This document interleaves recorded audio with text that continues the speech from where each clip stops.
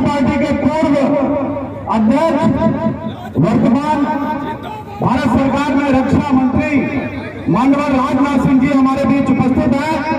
मैं चाहता हूं तालियों के गड़गड़ाहट से आप सब जनप्रतिनिधियों का स्वागत, वंदन, अभिनंदन करें।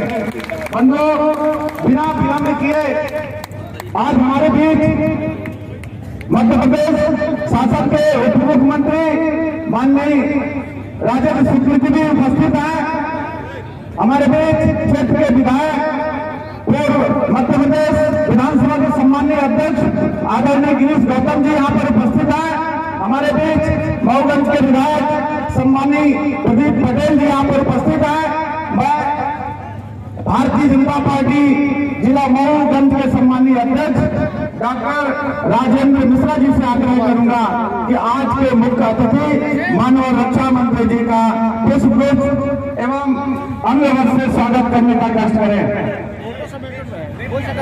अजय सिंह जी से अनुरोध करूंगा कि माननीय मुख्य अतिथि जी का पुष्पगुच्छ और अन्य वर्ष देकर स्वागत, वंदन, अभिनंदन करने का कष्ट करें।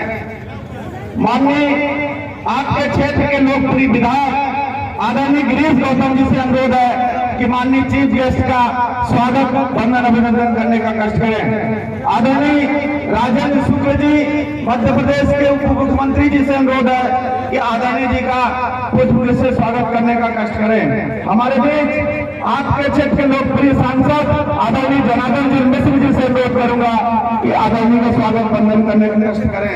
हमारे बीच भारतीय जनता पार्टी के प्रदेश के महामंत्री आदरणीय रणवीर रावत जी से अनुरोध है कि उनका भी स्वागत करने का कष्ट करें। हमारे बीच मऊगंज के सम्मानीय विधायक उपस्थित है आदरणीय प्रदीप पटेल जी, उनसे भी विनती है कि मुख्य अतिथि का स्वागत करने का कष्ट करें। स्वागत के पश्चात आप सब जानते हैं हम सब सौभाग्यशाली हैं। हमारे बीच अष्टभुजी मैया की माता अष्टभुजी के चरणों में विराजी इस नई घड़ी की धरती पर हमारे देवगोला विधानसभा के हमारे पूज्य, हमारे श्रद्धेय, हमारे भगवान भोलेनाथ की धरती पर, हमारे शहीद भैरवनाथ की इस धरती पर, नई घड़ी पर देवगोला विधानसभा क्षेत्र की जनता की ओर से, हम सब की ओर से हमारे सम्मानीय रक्षा मंत्री माननीय राजनाथ सिंह जी का स्वागत, अभिनंदन करता हूं। जरा जोरदार तालियों से स्वागत। मैं ज्यादा लंबा चौड़ा भाषण नहीं करूंगा क्योंकि मैं आपको सुनने आया। केवल इतना भरोसा जरूर देना चाहता हूं, इस देवगोला विधानसभा क्षेत्र के भीतर हमने एक नारा दिया है। इस बार विधानसभा देवगोला के भीतर हमारे लोकसभा में 1 लाख वोट हम पार करेंगे। इस नारे के साथ यदि हम शामिल हो तो जरा तालियां बजा करके नारे का स्वागत करिए। वैसे भी जाता हूं, मैं एक छोटा सा संक्षेप में गणित आपको बता देता हूं। 2008 में जब मैं विधायक बना तो लोकसभा में जब उम्मीदवार आए तो हमको 21,000 मिला और हमारे लोकसभा प्रत्याशी को 34,000 वोट मिला। 2013 में हमको 36,000 वोट मिला तो हमारे लोकसभा प्रत्याशी को 14 में हमारे जनार्दन जी को 51,000 वोट मिला और जब 2018 में हमको 45,000 वोट मिला तो 2019 में हमारे जनार्दन जी को 70,000 वोट मिला और इस बार हमको 65,000 मिला हुआ है। इसलिए 90,000 हम पार करेंगे देवगोला के भीतर, ये मैं आपसे आग्रह करना चाहता हूँ। हमारी परिस्थितियां विपरीत है। मैं एक आग्रह आपसे करना चाहता हूँ। 3 चीजें हमारे सामने संकट खड़ी है। पहला संकट है 26 तारीख को सबसे जबरदस्त लगन है। 26 तारीख को सबसे ज्यादा गर्मी का दिन है। 26 तारीख को सबसे ज्यादा हमारा किसानों का काम है। इन तीनों विपरीत परिस्थितियों के बाद हुई हमारा वोट का परसेंटेज नहीं गिरने पावे। हमें इस बात का प्रयास करना है। उसके लिए हमारे कार्यकर्ताओं को शांत नहीं बैठना है, रात दिन एक मेहनत करना है। 26 तारीख तक हम मेहनत करें, हम सब मिलकर मेहनत करें। हम सब कर ही रहे हैं, राजेंद्र जी कर रहे हैं, जनार्दन जी कर रहे हैं, प्रदीप जी कर रहे हैं, सारे कार्यकर्ता बंधु मेहनत कर रहे हैं। अब हमारे कार्यकर्ताओं की भी जिम्मेदारी है, हम सब मिलकर के मेहनत करें, एक एक वोटर को जागरूक करें, उसे पोलिंग तक पहुंचाने का काम करें। हमें दूसरे मतदान केंद्र तक शानदार 4 लेन की सड़कें बनकर तैयार हो गई है। रीवा से मनगवा होते हुए चाघाट और प्रयागराज तक शानदार 4 लेन की सड़कें बनकर तैयार हो गई है। मुझे अब मैं आपको धन्यवाद देना चाहता हूं क्योंकि जब भूतल परिवहन मंत्री आप थे और हम लोग आपसे मिला करते थे तो कहते थे रीवा बहुत पिछड़ा है, तो आदरणीय राजनाथ सिंह जी कहते थे कि रीवा की तरक्की कैसे हो सकती है।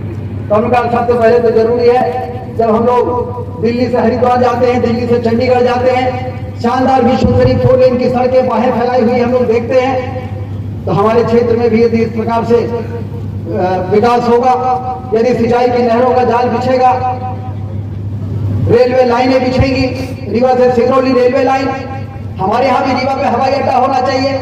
ये सारी बातें जब आदरणीय राजनाथ सिंह जी से उस समय कहते थे जब भूतल परिवहन मंत्री थे, तो मुझे अच्छी तरह याद है कि सबसे पहले स्वीकृति रीवा से हनुमाना, रीवा से चाघाट होते हुए बनारस और प्रयागराज की देने का काम किया था, तो आदरणीय राजनाथ सिंह जी ने किया था। वो सारी सड़कें बनकर अब तैयार हो गई। यहाँ पर गिरीश गौतम जी उपस्थित है। अभी तक रीवा जिले में 3 लाख एकड़ में सिंचाई का पानी पहुंचा है और रीवा जिले में आदरणीय रक्षा मंत्री जी खेती होती है 10 लाख एकड़ में, 3 लाख एकड़ में पानी पहुंचा तो लोग कहते हैं कि रीवा बिल्कुल बदल गया है, रीवा तो महानगर बन रहा है। अब इस 3 लाख एकड़ से 2 साल में विधानसभा चुनाव के पहले हम लोगों ने कहा था कि यदि फिर से हमारी सरकार बनाएंगे प्रदेश में तो 3 लाख एकड़ के सिंचाई के पानी को बढ़ा के हम 2 साल में कर देंगे 6 लाख एकड़ और 5 साल पूरा होते होते इसको पहुंचा देंगे 10 लाख एकड़, 9 लाख एकड़ और 1-1 इंच जमीन जहां पर सिंचाई खेती होती है वहां पर सिंचाई का पानी, सो नदी का पानी पहुंचाएंगे।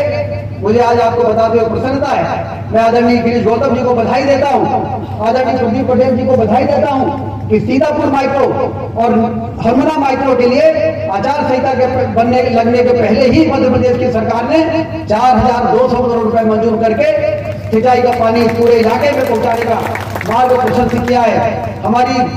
हमारा प्रदेश, हमारा जिला पंजाब की तरह समृद्धशाली होगा, आने वाला भविष्य हमारा बेहतर होगा। लेकिन ये सारा काम इसलिए हुआ है कि मोदी जी केंद्र में प्रधानमंत्री है, मध्य प्रदेश में हमारी सरकार है। धारा 370, 35 है और अयोध्या में भगवान राम के मंदिर जैसे उलझे हुए मामले को तो सुलझाया ही है आदरणीय मोदी जी ने, आदरणीय राजनाथ सिंह जी ने, लेकिन विकास के काम भी, गरीबों के कल्याण के काम भी, कोई ऐसा घर नहीं मिलता है। किसी गांव में जाओ, कोई किसान सम्मान निधि प्राप्त कर रहा है, तो कोई लाडली बहना से लाभ प्राप्त कर रहा है, तो कोई प्रधानमंत्री आवास योजना से उनको मदद मिली है, संबल योजना से लेकर